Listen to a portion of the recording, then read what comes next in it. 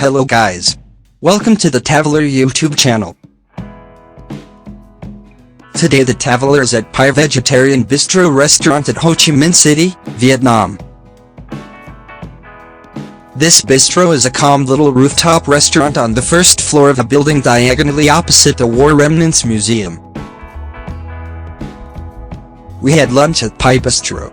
Very tasty Vietnamese-inspired vegetarian food, with a lot of choice. It's hard to choose. Some dishes more worth it than others, and higher priced than the average restaurant in the area, but so fresh and tasty that it makes it worth the extra. Lovely attentive staff. Seriously good stuff.